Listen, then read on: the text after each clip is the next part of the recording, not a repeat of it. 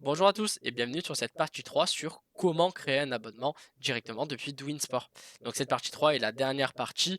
Une fois que nous avons créé notre abonnement et affilié un tarif en fonction de notre abonnement, nous pouvons cliquer sur l'onglet client et sélectionner notre client qui disposera de cet abonnement en fonction de ce qu'il souhaite. Ici, nous allons cliquer sur la fiche client sur attribuer un nouvel abonnement et sélectionner notre abonnement test. Ici, donc, nous allons retrouver les deux tarifs que nous avons créés, donc le mensuel et le comptant. Dans notre cas, nous allons sélectionner le comptant, puis cliquer sur étape suivante. Ici, nous avons donc trois moyens de paiement.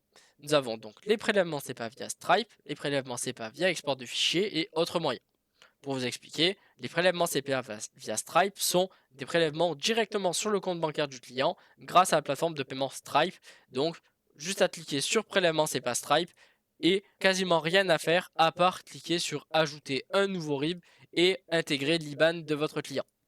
Sinon, nous avons donc les prélèvements SEPA via export de fichiers. Donc, c'est lorsque vous faites un export depuis le logiciel de gestion, eh bien, vous avez la possibilité de porter à votre banque le fichier avec tous les prélèvements et c'est votre banque qui s'occupe des prélèvements. C'est une tâche plutôt fastidieuse, donc je vous le recommande pas si vous n'avez pas forcément beaucoup de temps. Et enfin, nous avons la partie autres moyens. Donc celle-là est définie les paiements sur place, que ce soit par carte bancaire, par chèque ou autre moyen, tant que le client est devant vous et que vous ne faites pas un prélèvement automatique directement sur son compte. Dans notre cas, nous allons sélectionner autre moyen. Ensuite, nous avons donc la date de début d'abonnement.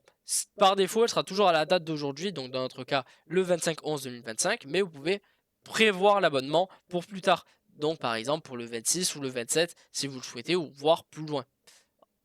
Et nous avons donc ici ce champ est requis qui correspond à la date du premier paiement. Donc je vais sélectionner la date d'aujourd'hui pour dire que mon client paye aujourd'hui.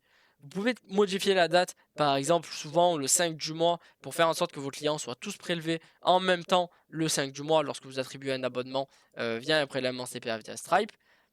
Attention quand même, si vous faites un prélèvement CPA via Stripe et que vous sélectionnez la date d'aujourd'hui et que vous validez cet abonnement, votre client sera prélevé instantanément, donc il faudra effectuer un remboursement.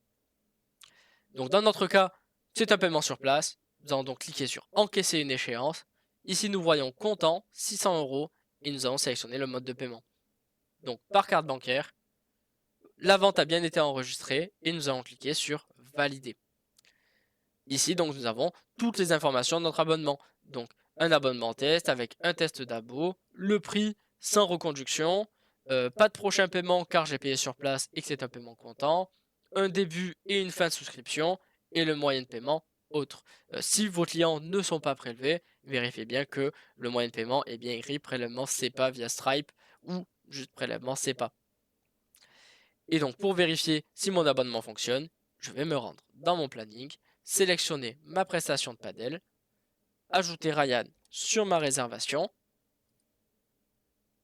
et vous voyez que le tarif est passé à 5 € avec ici écrit abonnement test.